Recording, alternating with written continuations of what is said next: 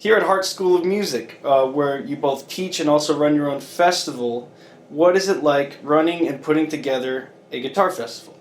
Putting the festival together in itself is not actually that complex a thing now, because we have a model that works.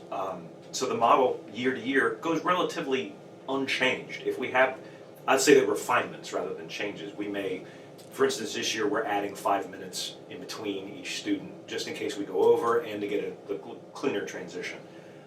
We haven't done that before.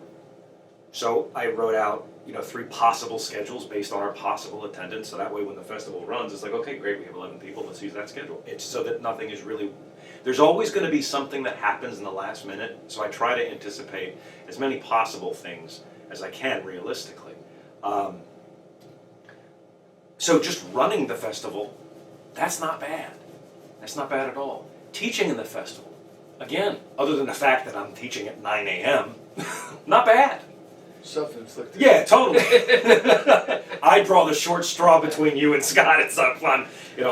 Scott's 3 hours off. Okay, I'm teaching at 9. And performing at the festival. Well, it's great. You're doing a concert. It's fantastic. Okay, doing all 3.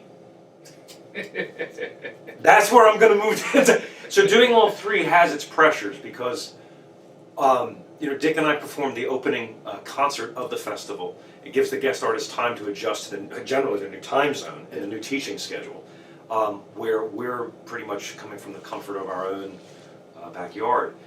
So, teaching, performing, and opening the festival itself on the first day is incredibly stressful for me. I don't think that I sleep very much on the night before. One, because that's when I'm getting the programs from the performers and realize I'm playing the same piece that Scott is, and now I'm playing half the program that Dick is, and so I sometimes make some last minute adjustments to my program so that Scott and I aren't both playing Campagnas del Alba, or that Dick and I both aren't playing all 5 Villalobos preludes or something along those lines on the same concert. Once the festival actually begins and things are underway, it runs pretty smoothly, and my stress level goes down. And things then evolve quite organically. But there are a lot of responsibilities. As the director, and as he was the director, and I'm sure he will echo, is that there are a lot of things that happen within the day that you need to be problem solving, and things that you need to, it could be somebody's parking pass, or they're on the practice, any number of potential calamities that occur. Someone's registration didn't get processed properly. There's just some running around and making sure everybody's got, they know where everything is going on and such. But after that first day, it's kind of smooth sailing. Are there any other yearly festivals that you know of that you recommend for young guitarists, and why those? Probably Elliot Franks in Eastern Carolina is probably the one that comes to mind, because the model is similar to the one we run. For the last couple of years, they've been bringing Jason in as a headliner, and I think this year it's Cami and Julian, right?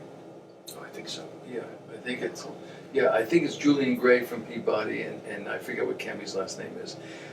So you've got a couple of you've got certainly a strong teacher player in Jason, and you've got well-respected player and teachers doing that.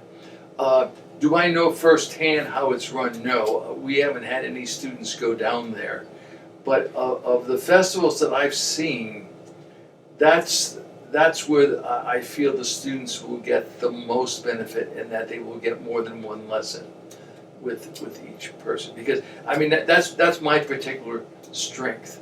I recommend the Boston Guitar Fest. If the student can get a lesson with Oscar, it's worth going down and getting a lesson with Oscar, because Oscar's availability in this country is very, very limited. We try to bring him in October when he's here to do a one-day master class, and I think Claire Callahan brings him out for a couple of days in Cincinnati.